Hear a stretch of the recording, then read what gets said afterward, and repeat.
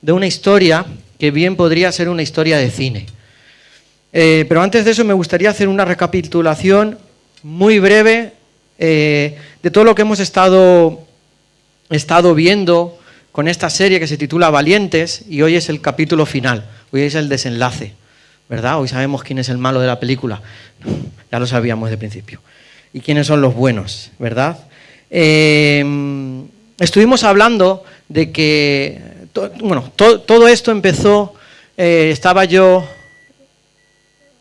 creo que aún tiene que quedar un poquito ahí de las palomitas. Carlos, ¿la puedes? Sé que vaya las palomitas que se hagan, que si no hay peli. Una peli sin palomitas. Bien, empezó esta serie, yo estaba en la sala de espera del hospital y estaba con muchísimo dolor de cabeza, muchísima migraña, y había una madre ahí con su hijo ya joven, ahora sí van las palomitas, que estaban hablando de que la fe o la religión era para mentes débiles. Y yo empecé a pensar, ¿cómo que para mentes débiles? Si todos los que yo conozco son valientes. Estuvimos hablando de todas esas personas que entregaron su vida, ¿verdad?, por servir al Señor. Los vemos en la Biblia, o personas a lo largo de la historia. Estuvimos dando aquí algunos testimonios de mártires, de personas que han entregado su vida de verdad con valentía. Y el amar a Dios, el seguir los caminos de Dios, requiere valentía. Y los valientes son aquellos que tienen valía, que tienen un valor. La palabra valiente viene de ahí, de que tienen un valor, valor de fuerza, pero valor también de valía. Y la valía no nos la damos a nosotros mismos, a no ser que seamos Cristiano Ronaldo, el más guapo, mucho dinero, juego mejor, ¿verdad? Eso decía Cristiano Ronaldo. No tenía abuela, sí tiene abuela, pero no le hacía falta para decirlo todo lo que él era. La valía nos la dan las otras personas. Un objeto en sí mismo no se da valor a sí mismo. Una persona a sí misma no se da valor a sí misma. La valía se la dan las personas que están cerca, o las personas que le dan un valor a tal cosa, ¿verdad? Una misma botella de agua aquí puede costar 90 céntimos, en otro país puede costar 3 euros. Es la misma botella de agua. Es el mismo lugar, o en un restaurante te puede costar mucho más cara que en un supermercado, ¿verdad? La valía se la dan otras personas. Y Jesús nos dio a nosotros una valía, nos hizo únicos, vio belleza en nosotros y nos insertó en su reino, y su reino es un reino de valientes, ¿verdad? Hablando de Juan el Bautista, y él nos dice que aún el más pequeño, que no hubo un hombre en toda la tierra como Juan el Bautista, hasta esa fecha. Pero luego Jesús dice, a partir de ahora, los que están en el reino de los cielos, aún el más pequeño, será más grande que el hombre más grande que ha pisado la tierra, que fue Juan el Bautista. Estuvimos hablando de los valores, de ser responsables en nuestro día a día. Valiente es el que tiene santidad, el que tiene una fe inquebrantable. No es fácil, por eso vimos también en la vida de David cómo se enfrentó a Goliat. El valiente es el que tiene visión, el que tiene fe, el que tiene una meta, que es ser como Jesús. Valiente es el que defiende esos valores, el que se da a otros, reconoce que tiene una responsabilidad con los otros, y cuando te defiendes tus valores y sabes que tienes esa responsabilidad con los otros, te expones a ellos y otros te querrán imitar. Y a partir de ahí estuvimos hablando de un ejército, si os acordáis, el ejército de David. Solo uno me ha contestado, el ejército de David. Porque la Biblia dice, en el Antiguo Testamento vemos, y esto es algo de teología, pero en el Antiguo Testamento vemos prefiguras de lo que iba a ser Cristo, de lo que vendría después con Cristo. Vemos a Moisés, es una prefigura en un momento dado, no toda su vida, pero sí un momento dado, él es una prefigura de Cristo.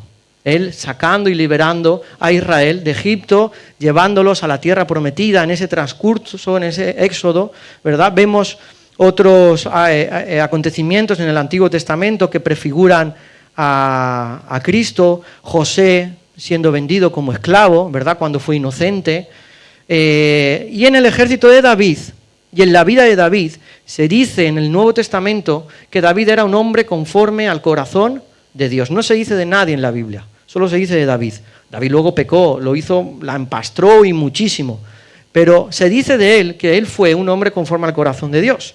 Y de su ejército, leemos en Primera de Crónicas, que su ejército era como ejército de Dios. Primera de Crónicas 12:22, y cada día se le unían más soldados a David, hasta que llegó a tener un ejército grande como un ejército de Dios. Vimos las características por encima de aquel ejército, porque si es un ejército de Dios, Dios nos inserta en su reino.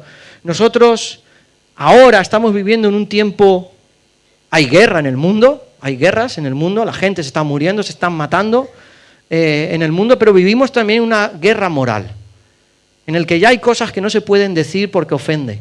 Hay cosas que te lo tienes que callar, unos valores que sabemos que son valores sólidos, que te los tienes que callar porque puede ofender. Y vivimos en un mundo lleno de ofendidos o de que se quieren ofender o que buscan la mínima para buscar pelea, para buscar guerra. Porque vivimos en un ambiente hostil. Vivimos en el mundo, en una sociedad hostil. Y estuvimos hablando de esas características del ejército de David, un ejército como el de Dios. Y estuvimos hablando de que entre ellos no había rebeldía, había honra. Estuvimos hablando de que es un ejército para todos, ahí fueron los que estaban llenos de deudas, ¿verdad? Estuvimos hablando de que se humillaban al Espíritu Santo, de las relaciones interpersonales el uno al otro, resolvían conflicto, eran personas de familia, buscaban la sabiduría. La importancia de la sabiduría estuvimos hablando en la última, en el episodio 4. Había temor reverencial y ellos aplicaban ese conocimiento. Estuvimos hablando de todo lo que implica la sabiduría, de las emociones también, y de la importancia de hacer una mirada interna de cómo nosotros estamos con respecto a nuestra situación delante del Señor y cómo estamos usando nuestras decisiones, ¿verdad? ¿Qué lugar ocupa Dios en esas decisiones? Y hoy es el último episodio. Y ahora sí podéis poner el tiempo. Ahora es cuando empieza el mensaje, ¿vale? Y este episodio, el último, capítulo 5, se titula Valientes para adorar. Valientes para adorar. El ejército de David era como el ejército de Dios. David,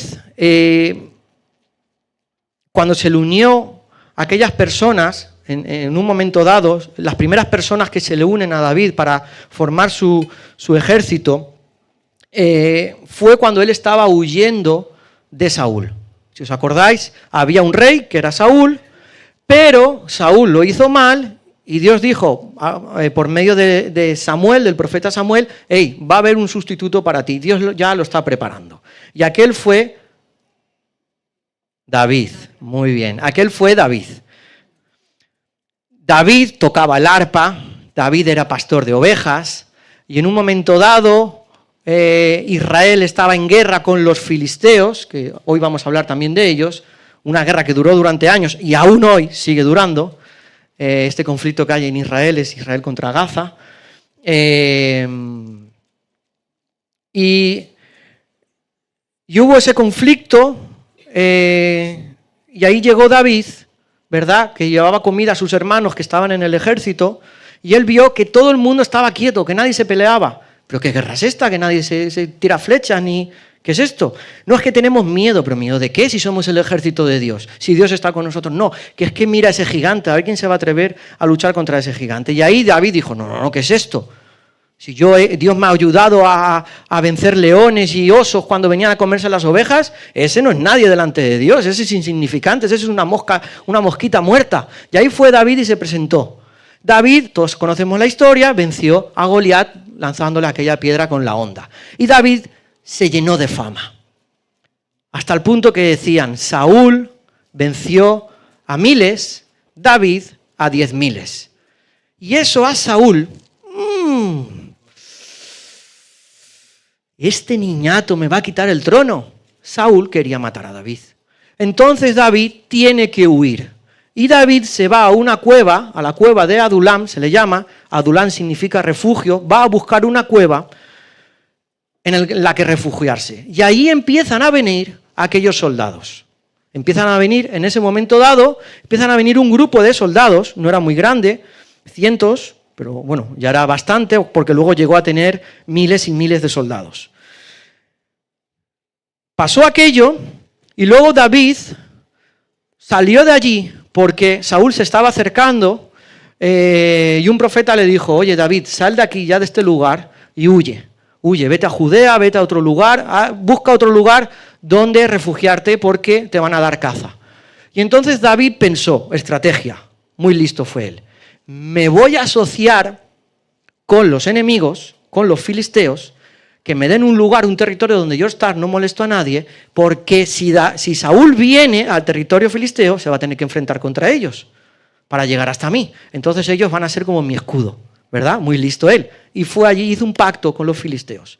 Y estando allí, otro grupo de soldados se le juntó. Y después de todo aquello, Saúl fue a la guerra contra los filisteos y los filisteos le dijeron a David, David, que viene Saúl que nos ha declarado la guerra otra vez. Entonces, como tú estás en medio nuestro y tú eres israelita y fuiste amigo de Saúl, queremos que no intervengas en la guerra. Así que vete porque no estamos seguros de qué bando vas a estar, si de ellos o del nuestro. Así que no intervengas en la guerra. Y David se fue con todos sus soldados. Después de eso, guerra Israel-Filisteos, están venciendo los filisteos y Saúl, antes de que le maten, él se suicida. Saúl se suicida. Y después de eso, el pueblo de Israel dijo, ahora no tenemos rey, pero sí que Samuel había dicho que David iba a ser el próximo rey. Entonces fueron a buscar a David, lo llevaron a una ciudad, en Hebrón, y allí en Hebrón lo consagraron como rey. ¿Estáis conmigo? ¿Sí? ¿Hasta aquí todo bien? Vamos a leer una historia de unos valientes. Y esta historia de estos valientes va en este momento. En el momento en el que David se hace rey y todo el ejército de Saúl se le une a David. Se le unieron en 3 ocasiones. En la cueva, se le unieron en el territorio filisteo y después cuando él es coronado rey. Y ahí en ese momento, cuando él es coronado rey, los filisteos se enteran y entonces dicen, ahora tenemos que atacar a David, porque se ha hecho muy fuerte y ha estado con nosotros, ha visto los puntos débiles de nosotros. Entonces ahora tenemos que atacar. Y en ese momento hay un mapa ahí, hay un mapa, Google Maps. ¿No hay mapa? No va el programa. Vale, ya va. Se está iniciando. Vale. Aquí estamos. Vale. Esto de aquí es territorio filisteo. Aquí está Gaza. Todo esto es Israel. Hacia arriba también se va. El mar de Galilea está arriba. Este es el mar muerto. Jerusalén, Belén, Hebrón, la cueva de Adulán. ¿De acuerdo? Hebrón, donde se hizo rey. Y aquí, en este valle, es donde ocurrió los acontecimientos que vamos a relatar ahora, ¿vale? Jerusalén, Belén, después de que él fuese coronado rey, lo primero que quiso hacer David fue reconquistar Jerusalén. Entonces lo que vamos a ver ahora sucedió cuando él es coronado rey, aquí en Hebrón. Luego él se va a Adulam para pensar estrategias militares y aquí es lo que sucede. Y fijaos dónde está Belén, ¿de acuerdo? Está entre mitad de una cosa y otra. Y voy a leer la historia y se deja el mapa de fondo. ¿Vale? Y luego vas a poner la imagen chula, la molona. Segunda de Samuel 23. ¿Estáis conmigo? Segunda de Samuel 23. No hace falta que lo pongas, yo lo voy leyendo. ¿Vale? Dice así. Estos, 23, segunda de Samuel 23, versículo 8 en adelante. ¿Vale? Y el tiempo que corra, por favor, porque si no, yo creo que tengo todo el tiempo del mundo. No va. Vale, pues entonces me hacéis así. ¿Vale? Segunda de Samuel 23, 8 dice, estos son los nombres de los soldados más valientes de David. José Basebet, el Tacmonita, que era el principal de los 3 más famosos. Tenía su ejército de miles y miles de soldados, y dentro de los miles y miles de soldados, David tenía como los cracks, que eran 30. Eran 30 valientes guerreros, dice la Biblia, guerreros ya ferridos. Soldados. ¿Habéis visto la película de Troya? Sí, que sale Brad Pitt, qué guapo es Brad Pitt. Sale Brad Pitt, ¿verdad? Que es el que le rompe el talón de Aquiles. ¿verdad? Troya. Vale, gracias. Brad Pitt tenía un ejército, una tropa muy reducida, ¿verdad? En la película, que eran los mejores, eran la élite, los SWAT de la época. Pues este grupo de valientes, David tenía su SWAT. Y este grupo era esos, los 30 valientes de David. Según 30 y pocos valientes de David. Y de esos 30, tenían un jefe, que ahora lo vamos a ver, pero habían 3. Y ahora sí, pon la imagen, la molona. Habían 3 que eran los 3. Eran los 3. Y esos 3 era, no sé cuál será, ahí casi no se ve Iron Man, pero ahí está Iron Man. Eran José Basebet el Tacmonita, que era el principal de los 3 más famosos. En una batalla, este hombre, solo él, mató con su lanza a 800 hombres. Tú dices, bueno, 800 vas así, y los vas matando. No, pero 800 hombres que no querían morir. 800 hombres de guerra que se defienden. No era fácil, con una lanza. En segundo lugar, top 1, top 2, en segundo lugar estaba Eleazar, hijo de Dodó, el Ajojita, que también era uno de los 3 más famosos. Estuvo con David cuando desafiaron a los filisteos que se habían concentrado en Pas-damín para la batalla. Los israelitas se retiraron porque tenían miedo, pero Eleazar, este hombre, se mantuvo firme y derrotó a tantos filisteos que por la fatiga, por el cansancio de estar, la mano se le quedó pegada a la espada. Se le agarrotó la mano y ya no podía soltar la espada, de tantos que mató. Aquel día el Señor dio una gran victoria. Las tropas regresaron donde estaba Eleazar, pero solo para tomar lo que había sobrado. Los restos que habían sobrado, los despojos, dice aquí. El tercer valiente, el que queráis, Capitán América, Thor o Iron Man, el que queráis, esto se llama la Trinidad de Marvel. Dato friki. El tercer valiente era Sama, hijo de Agé, el Ararita. En cierta ocasión, los filisteos formaron sus tropas en un campo sembrado de lentejas. El ejército de Israel huyó ante ellos, pero Sama se plantó en medio del campo y lo defendió, derrotando a los filisteos. Un campo, imagínate un campo de fútbol, solo un tipo allí en medio del campo de fútbol y viene todo un ejército. Y él allí, en medio del campo de lentejas, defendiendo a aquel, y ganó. El Señor le dio una gran victoria. En otra ocasión, 3 de los 30 más valientes fueron a la cueva, ahora vuelvo a poner el mapa, fueron a la cueva de Adulam, donde estaba David. Era el comienzo de la siega. Repite conmigo, el comienzo de la siega. La siega, ¿sabéis lo que es? La cosecha. El tiempo de la cosecha. Tiempo de la cosecha. Nos está dando un dato. Era el tiempo de la siega y la tropa filistea acampaba en el valle de Refayim. David se encontraba en su fortaleza. ¿Dónde se encontraba David? En Adulam, porque también le llamaban la fortaleza de David, en ese lugar. David se encontraba en su fortaleza, porque cuando le dijo el profeta Gad a David, oye, sal de tu fortaleza, él estaba en la cueva de Adulam, y vete a Judea y huye de Saúl. David se encontraba en su fortaleza. En ese tiempo había una guarnición filistea en Belén. En el valle de Refarim estaba todo el ejército, pero aquí en Belén, Jerusalén estaba conquistada por los filisteos. En Belén había una guarnición, había un grupo de soldados en Belén. Como David tenía mucha sed, ¿David qué tenía? Mucha sed, no sed, mucha sed. Exclamó, ojalá pudiera yo beber agua del pozo que está a la entrada de Belén. Déjame, porque esto ahora se merece las palomitas.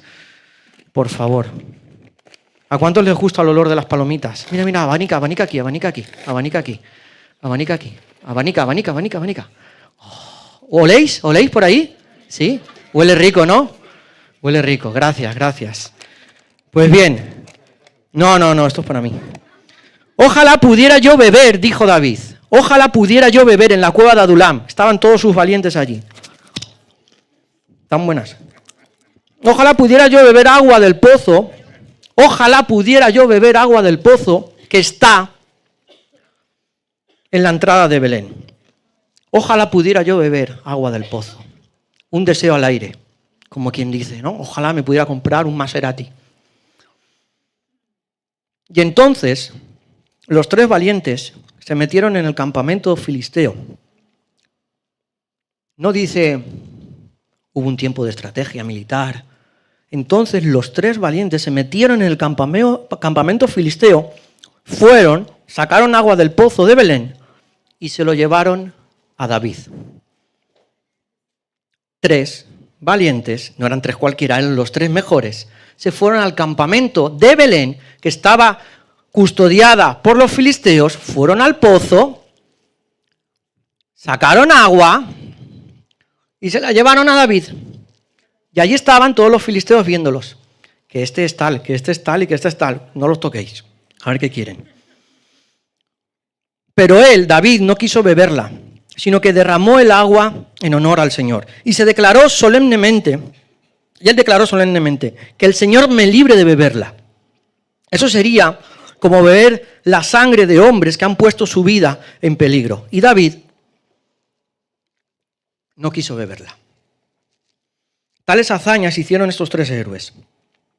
Y luego sigue el texto hablando de otros valientes de David. Abisai, el hermano de Joab, hijo de Sarbia, estaba al mando de estos 3.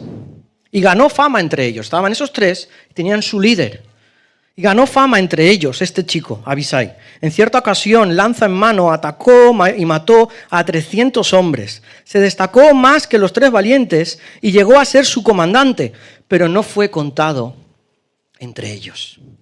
La gloria se la llevaron aquellos 3. Benayas, hijo de Joyadá, era un guerrero de Capsel que realizó muchas hazañas. Derrotó a 2 de los mejores hombres de Moab y en otra ocasión, cuando estaba nevando con nieve, se metió en una cisterna y mató a un león.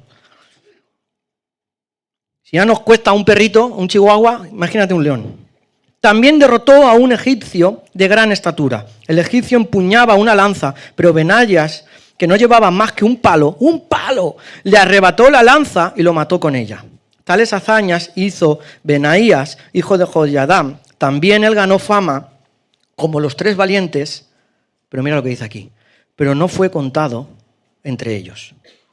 Aquel, aunque se destacó más que los 30 valientes, además David lo puso al mando de su guardia real. A este chico lo puso al mando de su guardia real, pero no fue mejor que los 3 valientes. El jefe de los valientes era bueno, se destacó más que ellos, pero no fue contado entre ellos. Porque ellos hicieron algo que nadie percibió: cumplir el deseo de su rey.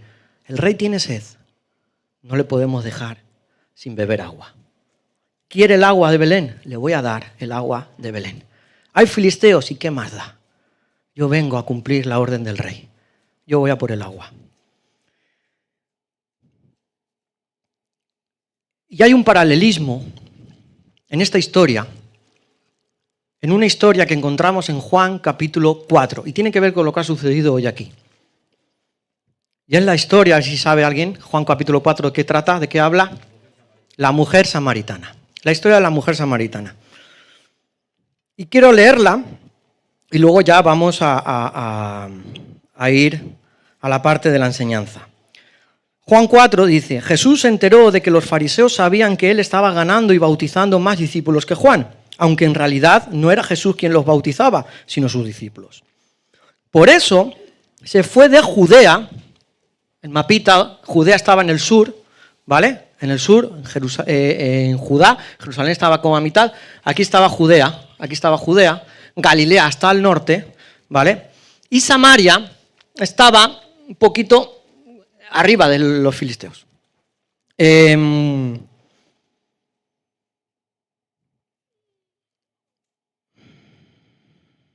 Vale, a ver, me he perdido.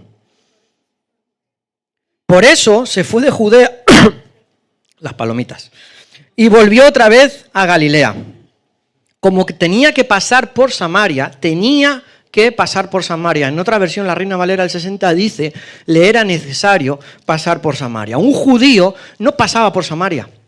Si tenía que ir de norte a sur y por algún caso la ruta más corta, el Google Maps le decía, cruza Samaria, el judío decía, yo no piso Samaria. Yo doy la vuelta, cruzo el Jordán, subo por el otro lado del Jordán, vuelvo a cruzar el Jordán y llego otra vez al lugar donde yo quería. Pero a Jesús le era necesario pasar por Samaria. Llegó a un pueblo samaritano llamado Sicar, cerca del terreno que Jacob había dado a su hijo José. Allí estaba el pozo de Jacob. En ese pozo, Jacob lo compró justo después, aquel terreno, después de haberse reconciliado con su hermano Esaú. Sabemos la historia de Jacob y Esaú, nacieron juntos, ¿verdad? Eran gemelos, mellizos. Esaú iba a salir primero, pero ahí salió Jacob enganchado del pie de su hermano, porque él quería salir primero, ya de bebé era así, por eso le llamaron Jacob.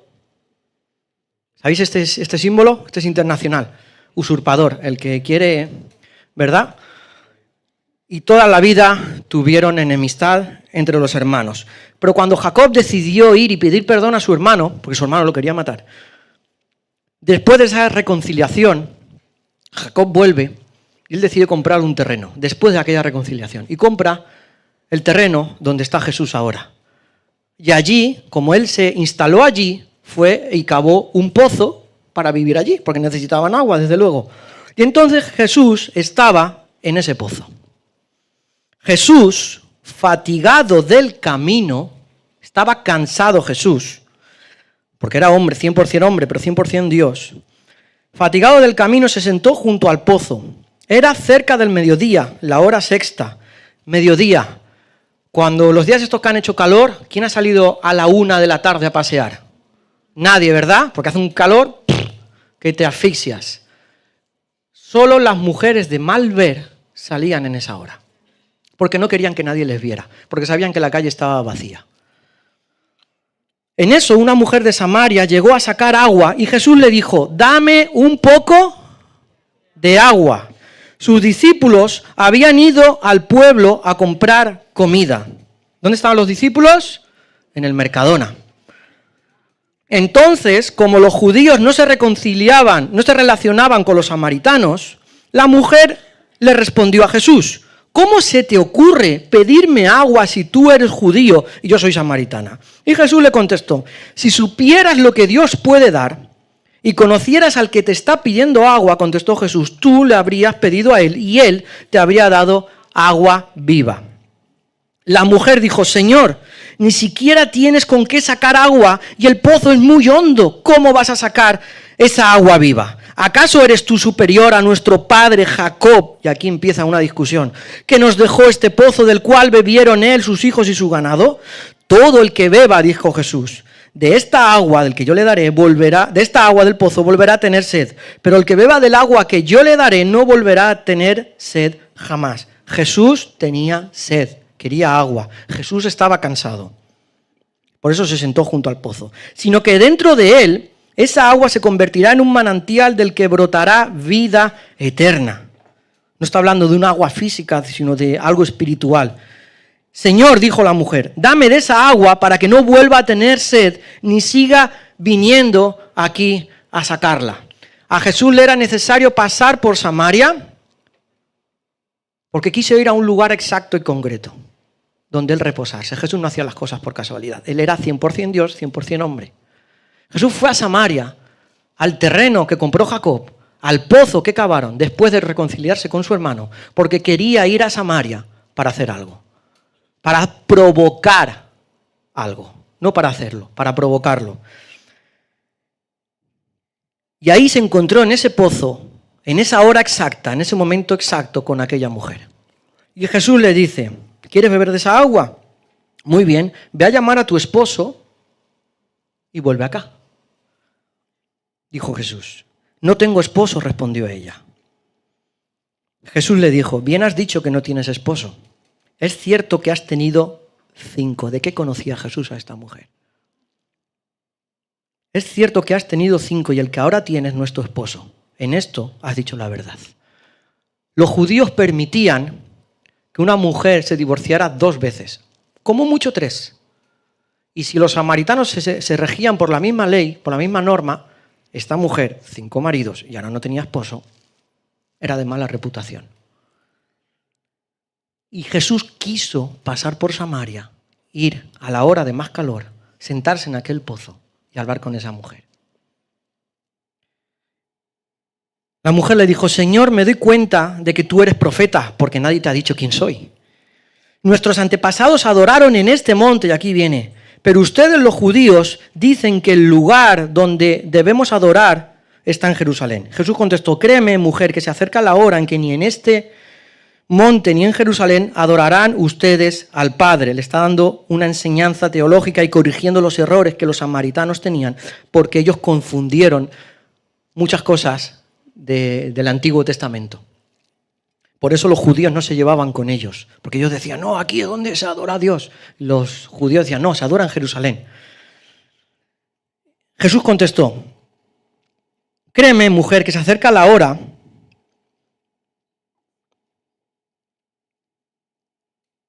Jesús no entró en discusiones con la mujer.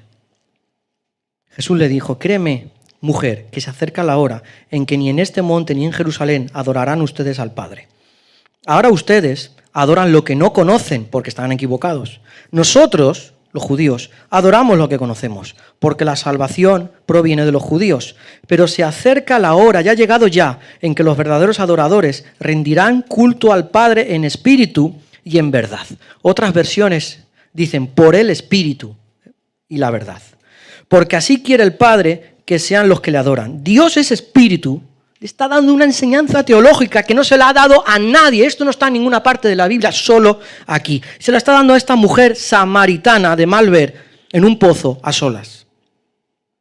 Dios es espíritu y quienes lo adoran deben hacerlo en espíritu y en verdad. Sé que viene el Mesías, al que llaman el Cristo, respondió la mujer. Esto que me estás hablando es demasiado para mí. El Mesías, cuando Él venga, nos explicará todas las cosas, así que no discutamos más de esto. Y Jesús dijo, por primera vez, ese soy yo. Por primera vez, Él dijo, soy yo. ¿Y a quién se lo dijo? ¿Dónde se lo dijo? ¿En qué momento se lo dijo?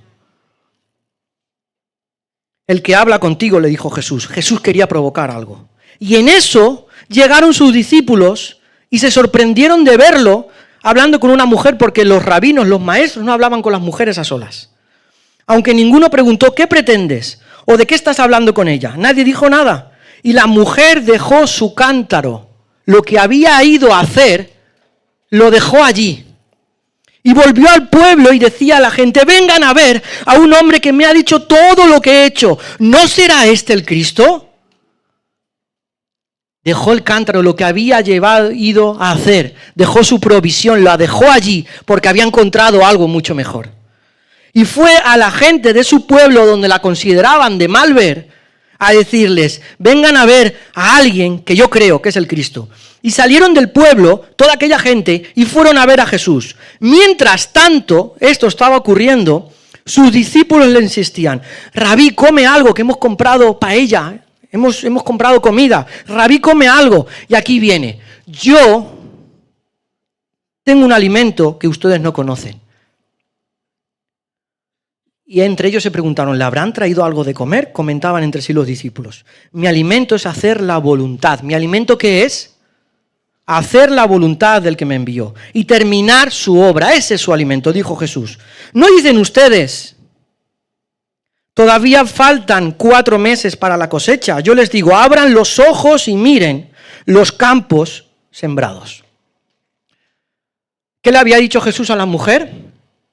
El Padre que busca adoradores que la adoren en espíritu y en verdad, ¿verdad? Lo asociamos a algo que hacemos aquí en la iglesia o a algo que solemos hacer. Pero todo el contexto, ojo con la palomita, todo el contexto de la historia de la mujer samaritana tiene que ver con hacer la voluntad del Padre. No tiene que ver con cantar, no tiene que ver con tocar. Tiene que ver con hacer la voluntad del Padre. Tiene que ver con la misión de Dios. Jesús está aquí hablando de la misión de Dios. Por eso les dice, estaba hablando con la mujer, le estaba dando esa enseñanza. Él no le repite la enseñanza. Seguramente luego en persona se lo habrá dicho, en la intimidad se lo habrá dicho a Juan, por eso Juan lo escribe. ¿No dicen ustedes, todavía faltan 4 meses para la cosecha? Yo les digo, abran los ojos y miren los campos sembrados. Ya la cosecha está madura. No faltan 4 meses para la cosecha. Estaba todo verde, todavía no había que cosechar nada. Pero Jesús les dice, abran los ojos porque ahora es tiempo de cosecha. ¿Cuándo sucedió lo de los valientes? En tiempo de cosecha. Abran los ojos porque es tiempo de cosecha. Ya la cosecha está madura. Ya mismo el segador recibe su salario porque le pagan porque ya está cosechando. Y recoge el fruto para vida eterna. No estaba hablando de una cosecha cualquiera, estaba hablando de la cosecha que Dios espera. Ahora tanto el sembrador como el segador se alegran juntos, porque como ciertamente dice el refrán, uno es el que siembra y otro es el que cosecha, Pablo luego lo usa, yo les he enviado a ustedes a cosechar lo que no les costó ningún trabajo. Otros se han fatigado, otros, los que han venido antes de vosotros, los discípulos de Juan el Bautista, los profetas, todos los del Antiguo Testamento, otros han esforzado y se han fatigado trabajando y ustedes han cosechado el fruto de aquel trabajo. Ahora les toca a ustedes. Y en eso, muchos de los samaritanos que vivían en aquel pueblo creyeron en él por el testimonio de la mujer. No creyeron en Jesús por Jesús. Creyeron en Jesús por lo que Jesús había hecho en la mujer, sin conocer todavía a Jesús. Eso era lo que Jesús quería provocar, hacer ver que los campos están listos. No es que España...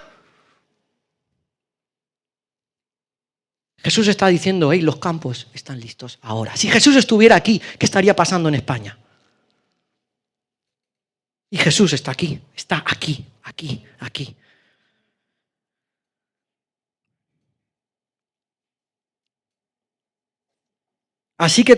Versículo 40, así que cuando los samaritanos fueron a su encuentro, le insistieron en que se quedara con ellos. Jesús permaneció allí 2 días y muchos más llegaron a creer por lo que él mismo decía. Ya no creemos solo por lo que tú dijiste, decían a la mujer. Ahora hemos oído nosotros mismos, aquella gente, y sabemos que verdaderamente este título solo aparece aquí. Este título, que Él es el Salvador del mundo, solo aparece aquí en la Biblia. No se repite. Él es el Salvador, ¿de qué? Del mundo. No es el Salvador de los israelitas. No es el Salvador de los de Samaria. No es el Salvador de los de Honduras. No es el Salvador de los de Venezuela. No es el Salvador de España. Es el Salvador del mundo. Acultural, atemporal. Es el Salvador del mundo.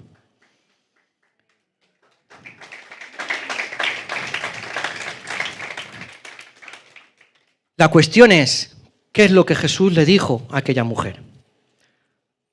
Estaba hablando de adoración. Y ahora quiero ser muy breve. Y Javi, si está Javi por ahí, que me ayuda a la guitarra, para preparar un ambiente, no es para otra cosa. Alabanza y adoración. Clichés que hemos tenido. Pensamos que alabanza es una canción rápida, adoración es una canción lenta. Error. No. Alabanza es gracias, Señor, por mis hijos. Gracias, Señor, porque tenía muchísimas prisas y he encontrado aparcamiento a la primera. Gracias, Señor, porque me han llamado de ese trabajo. Gracias, Dios, porque sé que lo has hecho tú. Eso es alabanza. Reconocer lo que Él ha hecho y lo que Él hace con un espíritu de gratitud. Eso es alabanza. Adoración es una expresión de reverencia, porque la adoración se trata de quién es Dios. Al adorar, una persona se somete completamente ante Dios. Es una postura de humildad y de entrega. En esta posición una persona puede alinearse con la voluntad de Dios. La adoración es una vida que honra a Dios, es un estilo de vida. Por eso Jesús dijo, así quiere el Padre que sean los que le adoran. El Padre busca que le adoren. Dios no quiere adoración. Dios quiere personas que practiquen la adoración.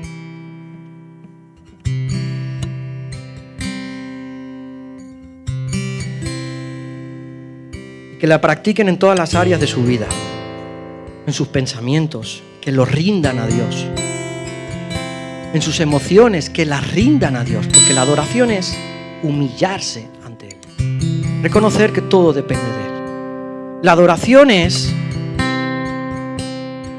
entregar mi cuerpo, la consagración de mi cuerpo, chicos y chicas jóvenes, mantenerse y seguir lo que Dios nos dice. La adoración es una entrega holística, total de nuestra vida. Amar con toda tu mente, con toda tu alma, con todo tu corazón, con todas tus fuerzas. Jesús le dijo en la introducción que le dio a la mujer, Dios es espíritu. Él no entró en discusiones, Dios es espíritu. Él no está limitado a un lugar, Judea o Jerusalén o este monte. Dios es espíritu. Lo que verdaderamente importa no es el lugar, sino el carácter con el que se le adora a Dios. El carácter con el que nosotros hacemos lo que hacemos. Las prioridades que nosotros tenemos. Y pensamos que alabanza y adoración es una serie de rituales que nosotros hacemos aquí en la iglesia. Venimos a la iglesia, primero hay un tiempo de alabanza, unas canciones rápidas, nos pone así, nos activamos un poquito y luego lentitas para calmarnos, ¿verdad? Y entrar. No hay nada de eso en la Biblia que diga que tenga que ser así. Eso lo hemos inventado los evangélicos. Cuando vino la pandemia nos dio una bofetada a todos los amantes del culto. Porque ¿ahora qué?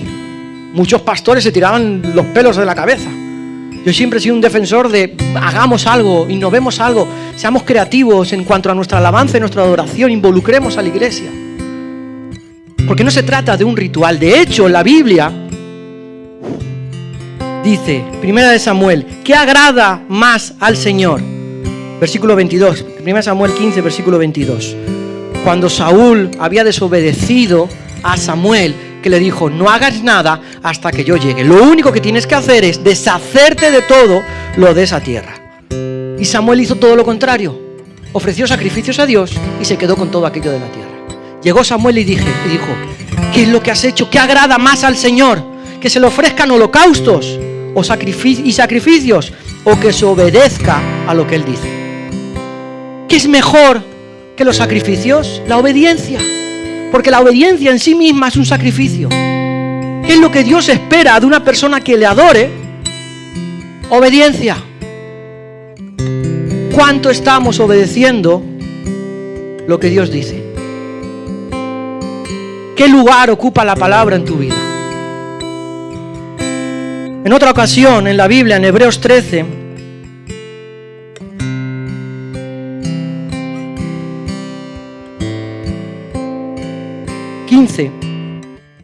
dice, así que ofrezcamos continuamente a Dios por medio de Jesucristo un sacrificio de alabanza. Y aquí aclara el autor de Hebreos. Es decir, aclaración, aquí viene. ¿Qué es el sacrificio de alabanza? Es el fruto de los labios que confiesan su nombre. No se olviden de hacer el bien y de compartir con los otros lo que ustedes tienen. Porque esos en plural, no uno, confesar su nombre, sino los dos en plural, son los sacrificios que le agradan a Dios. Confesar su nombre. ¿Sabes, Javi? Esta semana ha sido horrible. Han empezado las clases de los niños. A Mateo lo hemos apuntado a fútbol. El viernes fue una locura, lo tuve que llevar al fútbol.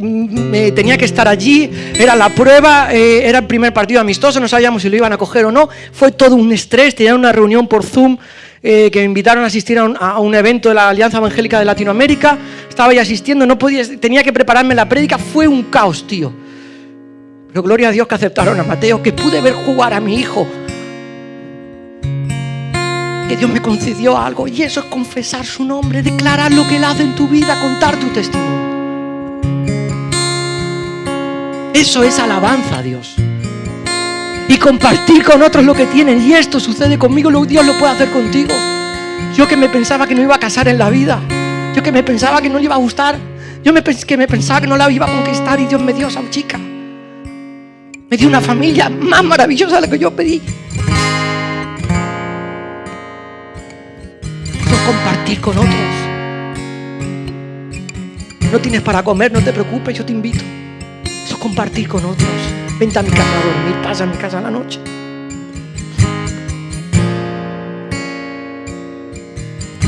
Salmo 51, David está escribiendo. David está escribiendo este salmo después de que le pillan su pecado. Su pecado no fue un pecado, fueron muchos pecados juntos.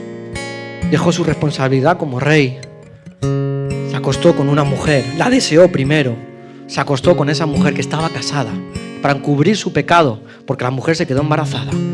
Mandó llamar a su marido que estaba peleando por él en la guerra.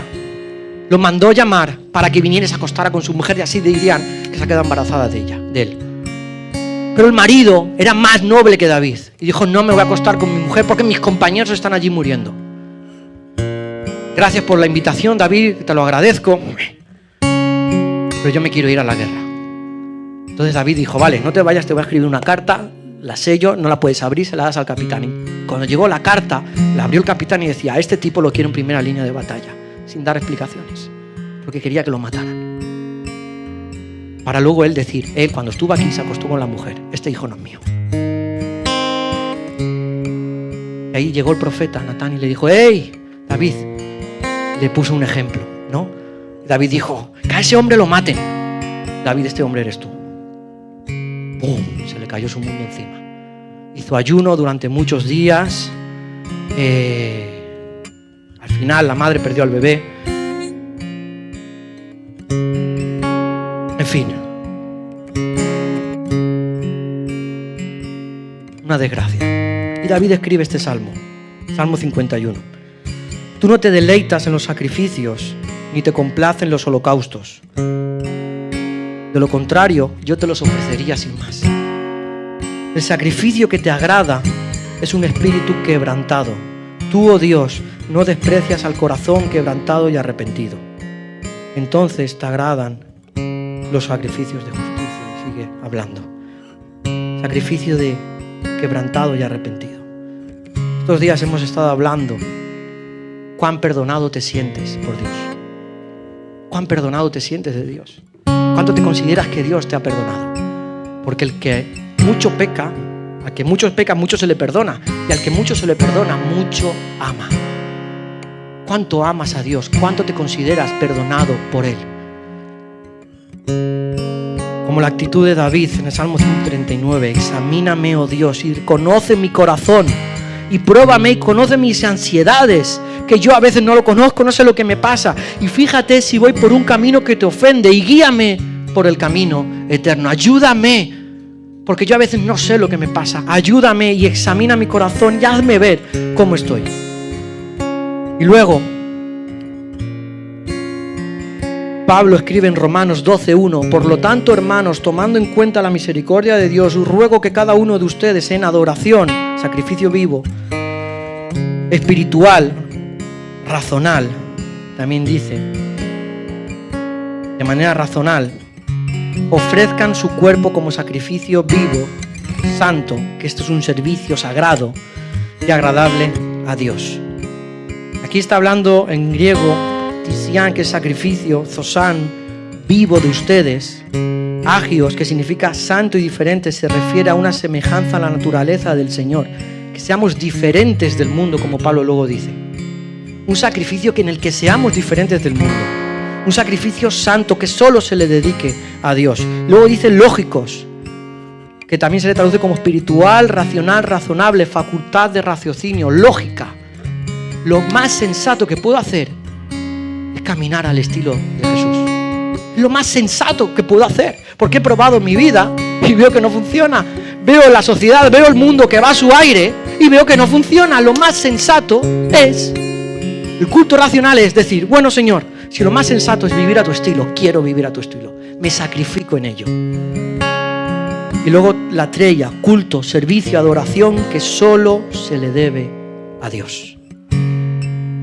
Cuando está diciendo en adoración, está diciendo un culto, un servicio, un sacrificio de adoración, de un estilo de vida. Negarse a sí mismo y aceptar la propuesta de Dios, la propuesta de Jesús, cuando dice: yo he venido para que tengáis vida y vida en abundancia. No tener muchos coches, sino tener una vida plena allá donde estamos. ¿Entendéis? Jesús dice: en espíritu y en verdad. En otras versiones dice: por el espíritu y de verdad. Por el espíritu, porque si estamos aquí no es por nosotros, es por iniciativa de Dios, es porque Dios quiso. Si nosotros le podemos adorar a Dios, no es porque sea un acto iniciativa nuestra, que lo es en parte, pero es porque Él nos amó primero y nos ha dado la capacidad de poder relacionarnos con el Padre a través del Espíritu Santo. Si nosotros le podemos adorar a Dios, es por gracia y misericordia de Dios. Si nosotros nos consideramos cristianos, es por gracia y misericordia de Él, porque Él se entregó por nosotros para darnos un acceso al Padre y darnos el Espíritu Santo para relacionarnos con Él y con el Padre, para poderlo adorar. Por eso es por el Espíritu. Y por eso es de verdad, que lo hagamos conscientes. Y todo esto está lleno de la misión de Dios. Y con esto ya acabo. Y encontramos paralelismos entre la mujer samaritana y aquellos valientes que fueron a por un vaso de agua. Jesús tenía sed y hambre, David tenía sed. David solo pensaba en el agua física, saborear aquella agua que le traía recuerdos, aquella agua de Belén. Jesús quería ofrecer y traer una enseñanza a la humanidad, que Él es el agua que quita la sed, con la que no necesitamos nada más. David no bebió agua, no sació la sed, no se consideraba digno de tal hazaña de los valientes, pero Jesús no bebió ni comió y en cambio dijo: estoy saciado porque he comido la comida del Padre. ¿Qué comida es? Hacer y obedecer la voluntad del Padre. Esa es mi comida, eso es lo que me sacia, eso es lo que me da fuerzas. Fue allí donde Jesús dijo: yo soy por primera vez el Mesías. Fue allí donde se le dijo por primera vez y única vez: eres el Salvador del mundo. ¿Cuándo fue la última vez que diste testimonio a una persona que no conocía a Dios? Porque la adoración que Dios espera es darle de comer a Dios. Yo, de una manera intencional, he pedido que pongan aquí unas palomitas al principio. Hemos olido las palomitas y nos han entrado ganas de comer, ¿verdad? Alguien me ha pedido: dame a mí las palomitas. Porque a veces nosotros venimos aquí y decimos: te amo, Dios, te adoro, Dios, eres maravilloso. Pero nos olvidamos de lo que a Él le importa. Nos olvidamos de lo que a Él le sacia. Y a Él no le sacia nuestra canción. Eso es alabanza. A Él lo que le sacia y Él lo que quiere es personas que practiquen la adoración. No que le den adoración, sino que la practiquen. Y la adoración es un estilo de obediencia. Es un estilo de humillado, de un corazón quebrantado. Es un estilo que sabe que lo más lógico es seguir a Él. Es un estilo de confesar allá donde estamos lo que Él hace por mí y de compartirlo con otros. Es decir, de estar en la misión de Dios, dar a conocer a Jesús, hacer discípulos allá donde vayamos. Esa es la comida que Él espera. Y los que hacen eso son los adoradores que le adoran al Padre por el Espíritu y la verdad. Y de verdad. Yo veo a Pablo, no lo veo con una guitarra, con un piano. Y lo veo un hombre que adoró, y adoró, y adoró. Yo veo mártires que han entregado su vida por el Señor y que esas vidas han sido olor fragante a Dios y Dios se ha saciado con esas vidas que han entregado su vida al Señor. Y a veces le decimos a Dios cuán grande eres, cuán maravilloso eres, pero nos olvidamos de obedecerle, de compartir con los demás, de insertarnos en la misión. Porque Jesús le dijo a sus discípulos: ¿habéis visto todo esto? ¡Hey! Que los campos están listos para la siega. Él estaba hablando con urgencia. Ya todo está listo, no hay que esperar 4 meses para la cosecha. Ahora es el tiempo de la cosecha. Los valientes reconocieron la necesidad de David y fueron a por el agua. Los discípulos no pudieron ver lo que Jesús estaba viendo, que las personas estaban listas para recibir aquel mensaje. Este es el Cristo, el Salvador del mundo. Los valientes están dispuestos y disponibles para la misión. En aquella lista de los valientes, el adjetivo que más se repite es valientes. En aquella lista, del ejército de David, el adjetivo que más se repite es valientes. Y el segundo es disposición o dispuestos. Y a veces nosotros estamos dispuestos para vivir al estilo de Dios, porque eso es la adoración. Estamos preparados, venimos a la iglesia muchas veces, preparados, podemos, pero a veces no tenemos ganas en nuestro día a día y no tenemos pasión por hacer la voluntad de Dios. Estamos dispuestos, pero no estamos disponibles. Le decimos a Dios que queremos, pero luego no lo hacemos porque nos ocupamos con otras cosas. Y aquellos valientes estaban dispuestos y disponibles. No titubearon cuando David dijo: quiero agua. Vamos a por el agua. Estaban dispuestos y y disponibles. Disponible es algo que está listo para usarse, listo para ser destinado. A veces tenemos disposición, ganas, querer, pero no tenemos tiempo o capacidad para hacer la voluntad de Dios. Para ello es importante reorganizar prioridades.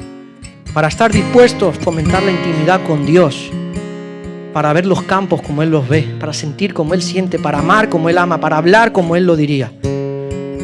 Y para estar disponibles, reorganizar nuestras prioridades y que Él esté en primer lugar. Porque solo así, dispuestos y disponibles, haremos la voluntad de Dios y le daremos adoración al Padre. Porque Dios los que busca son los que practican estas cosas. Los valientes son los que tienen un propósito mayor. La misión del Rey. Reconciliar al mundo con Dios. Esta es la misión que todos tenemos. No solo los pastores, no solo la élite. Todos tenemos la misión de reconciliar al mundo con Dios. De modo que si alguno, cualquiera, está en Cristo, nueva creación es. Todo lo viejo pasó, aquí todo es hecho nuevo, de ahora en adelante. Porque nosotros somos como embajadores de Dios, embajadores de Cristo. Y le estamos gritando al mundo, reconciliaos con el Señor. Otra vez les decimos, reconciliaos con el Señor. Porque hemos sido llamados al ministerio de la reconciliación. En aquella época, cuando se escribía, no habían capítulos ni versículos. Eso vino mucho más tarde, en 1500 aproximadamente. Hay que saber lo que dice después. Segunda de Corintios, capítulo 6, versículo 2, dice, ahora ya es el tiempo de la salvación. Ya es el tiempo de la salvación. No hay que esperar, es ya. Ver los campos como Jesús los ve. David lo vio cuando insertó a aquellos hombres endeudados en su ejército, cuando en medio de persecuciones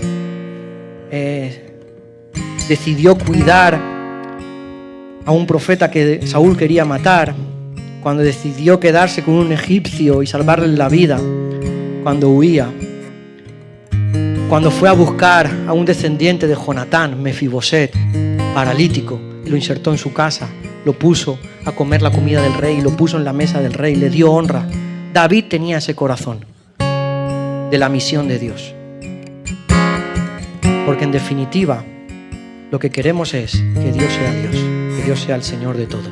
Aquellos hombres querían poner a David como rey, y Jesús vino como Rey de Reyes para establecer su reino.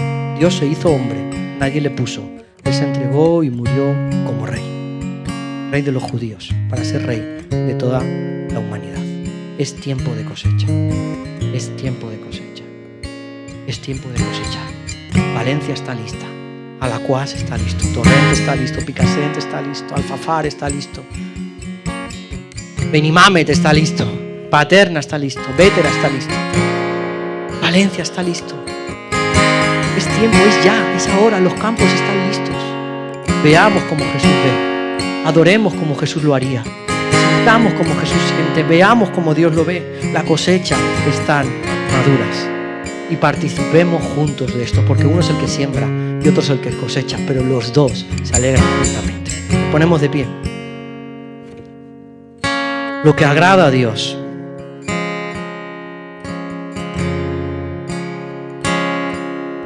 es hacer su voluntad. Lo que agrada a Dios es la obediencia. Lo que agrada a Dios es compartir con otros lo que tienes de parte de Dios y proclamar a Dios. Lo que agrada a Dios es arrepentirse y vivir en humildad, humillado.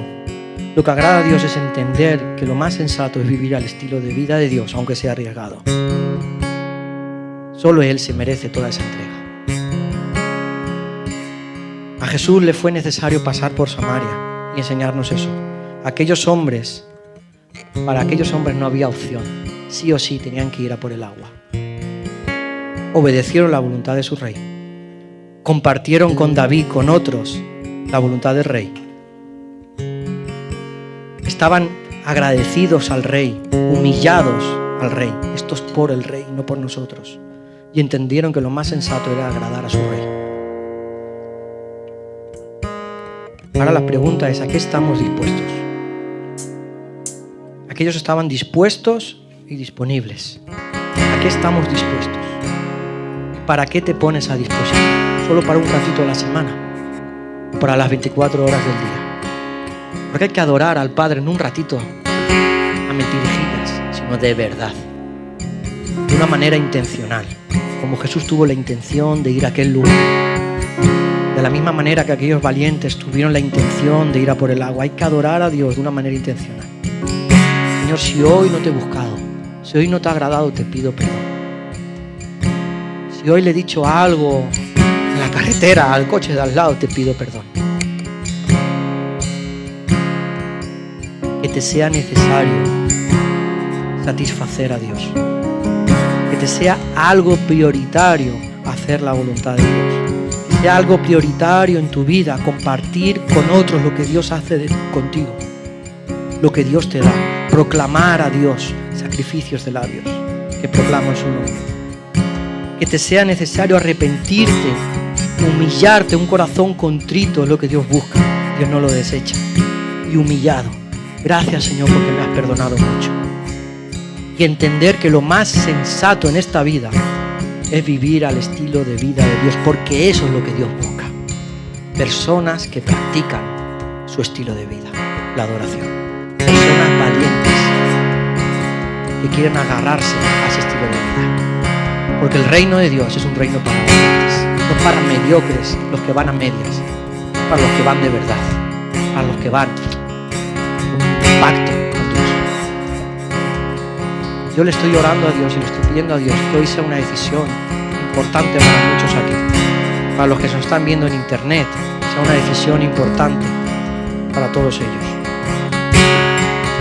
Una decisión de compromiso con Dios. Una decisión de no quiero pasar ni un día sin complacer la voluntad del Padre, sin darle de comer, porque por mucho tiempo le da dolor. Se ha quedado con ganas de comer. Me olvidé. Solo le dije cuánto le amaba, pero no se lo demostré. Yo lo dije lo mucho que le necesito, pero cuando ya se me arregla un poquito la vida, me olvido de él. Solo le vine y le canté alguna canción sin más, no me fijaba ni en la letra. Pero Dios no nos llama a eso. Nos llama a entregar nuestra vida por completo a Él. Son los que entregan esa vida por completo a Él, los que transforman el mundo entero, los que transforman su mundo. Son esos los que destacan por encima de la media. Fíjate, aquellos valientes. 30 tenía David, el SWAT. El jefe de ellos era buenísimo, increíble. El segundo de a bordo era espectacular, pero ninguno se contó por encima de aquellos 3 que escucharon a su rey tener necesidad y fueron y la cumplieron. Y Jesús tiene necesidad. A Jesús le fue necesario ir a Samaria porque él tenía una necesidad. Reconciliar el mundo con él, el Salvador del mundo. Tú eres el Salvador del mundo. Jesús tenía y tiene una necesidad. Su cruz no se quedó allí. Salva hoy también. Y Él tiene una necesidad de que todo el mundo quiere que se arrepienta y le conozca. Porque Dios ama tanto, tanto, tanto al mundo que Él decidió entregar su vida por completo, hacerse como uno de nosotros y decir: hey, te amo tanto que la única manera en que tú y yo nos podamos relacionar es si yo muero por ti. Para que tú conozcas este amor verdadero, porque te quiero a ti, quiero toda tu vida, todos tus sueños, todos tus gustos, no me conformo, te quiero todo. Es como un padre con su hijo, quiero conocer todos los detalles. Cuéntame la chica que te gusta, cuéntame todo, porque quiero conocer todos los detalles de tu vida. Y Dios quiere eso contigo, porque te ama con todo. Él se dio todo por ti y por mí. Él se dio todo por ti y por mí y por todos. Porque el Evangelio no se trata de ti o de mí, se trata de todo el mundo. Le era necesario pasar por donde nadie quería pasar. Yo le pido a Dios que aquí ahora se despierte pasión por esos lugares donde nadie quiere ir. A esas personas a las que nadie quiere hablar. A esos lugares del mundo recónditos. Y le pido a Dios que despierte corazones pastorales. Y le pido a Dios que despierte corazones misioneros, entregados a Dios. Que sea un pacto con Dios de entregar su vida a Dios, a servirle, a honrarle, a vivir en obediencia, a vivir este estilo de vida. Que hoy sea también un día de salvación. Hoy es día de salvación. Hoy los campos están listos. Hoy tú estás listo para recibir a Cristo. Cristo te ama tanto, te ama tanto, te ama tanto. El cielo te ama tanto que preparó toda la historia para que llegara Jesús aquel día, aquel momento. ¿Quién sabía que aquella mujer iba a ir a aquel pozo, el pozo de Jacob? Solo Jesús. Toda la historia estaba preparada, marcada para ese momento. Toda la historia estaba preparada y marcada para la cruz. Toda la historia estaba preparada y marcada para hoy. Escuchar este para que viniéramos a ver a nuestros hijos tocando, pero que se nos retase con un mensaje como este.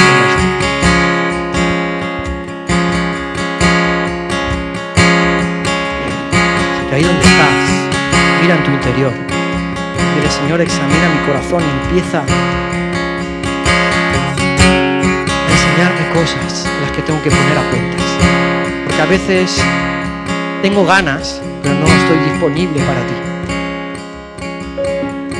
Empieza a mostrarme en qué tengo que cambiar, qué tengo que reorganizar en mi vida. ¿Cuáles son mis prioridades? A veces te digo que quiero caminar contigo, pero al día siguiente se me olvida. No tengo disposición, pero no disponibilidad. Señor, y a veces tengo mucha disponibilidad. Quiero hacer cosas tengo tiempo para todo, pero no te dedico ni un minuto a ti.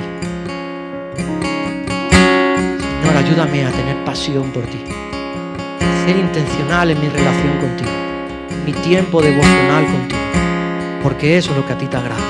No quieres sacrificio, quieres obediencia, quieres labios que confiesan tu nombre y comparten con otros. Quieres un corazón humillado y arrepentido.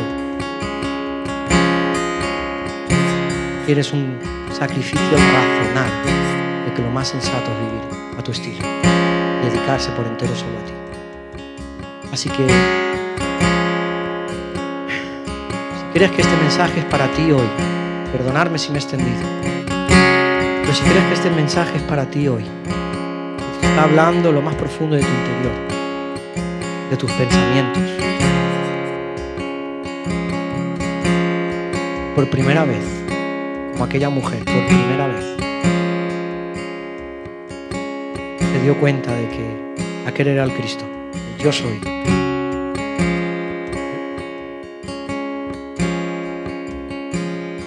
Si te has dado cuenta de eso hoy también, ahí donde estás puedas levantar tu mano.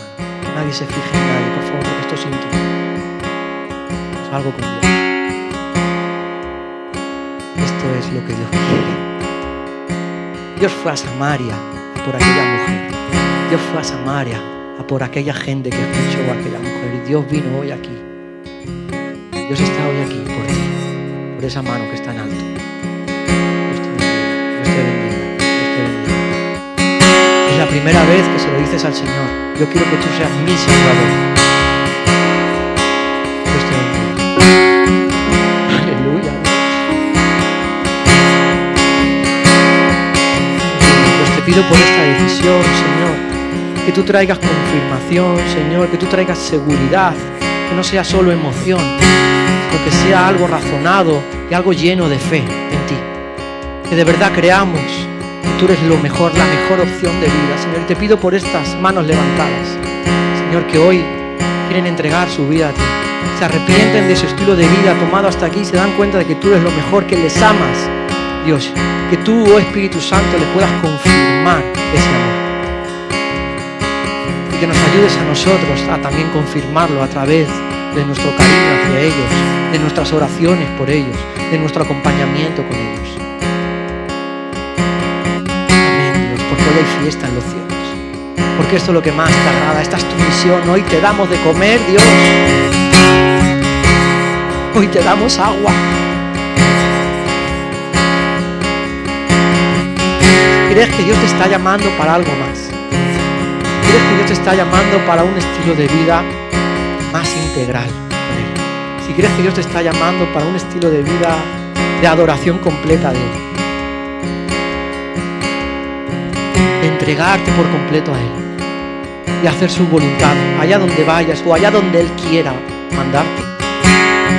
Si le quieres pedir a Dios que Él abra tus ojos para ver la necesidad como Él lo ve y ver qué personas necesitan, qué lugares necesitan de Dios, ahí donde estás, por favor, levanta tu mano. Y esto también es un momento de intimidad. Y levantamos las manos no porque suceda nada cuando levantamos la mano, sino porque es también un compromiso público. Y decir: aquí estoy, aquí estoy, aquí estoy, aquí estoy. Si le quieres decir: Señor, aquí está mi vida, Me la entrego, quiero servirte allá donde tú me digas, quiero obedecerte. Yo le pido a Dios que Dios empiece a despertar hoy aquí corazones misioneros y corazones pastorales, porque necesitamos pastores y misioneros. El mundo necesita corazones pastorales, que la gente cuide y demuestre su amor y comparta con otros. Necesitamos misioneros que vayan a donde la gente no quiere ir. Puede ser un equipo de fútbol, puede ser un equipo de básquet, puede ser un trabajo. Necesitamos misioneros, gente que entienda que el caminar con Jesús implica aceptar su misión, implica aceptar la misión de Él, lo que a Él le agrada. Tu trabajo no es en cualquier lugar, es tu campo de misión. Tu ciudad, tu barrio, tu vecindad, tu familia, no es cualquier lugar. Los campos están listos. Valencia está lista. Gloria a Dios, Señor, rétanos. A ti sea la gloria y la honra, Señor. Señor, no queremos ser cualquiera. No queremos ser mediocres. No queremos un cristianismo mediocre. Queremos un cristianismo leal a ti. Un cristianismo entregado. Y capaz de ver como tú ves. Capaz de sentir como tú sientes. Capaz de pensar como tú piensas. Capaz de hablar y actuar como tú lo harías. Señor, queremos saciar tu sed y tu hambre. Queremos reconciliar al mundo contigo. Queremos hacer discípulos. Ayúdanos, ayúdanos, Señor, y prepara ya los campos de las personas que aquí van a aceptar el reto. Prepara el lugar donde tú los vas a enviar. Prepara el lugar, Señor, y ayúdanos a ser soporte y ayuda para ellos. Porque hoy es día de salvación. Hoy hemos conocido al Salvador del mundo. Hoy se nos reveló el gran yo soy. Que Dios os bendiga.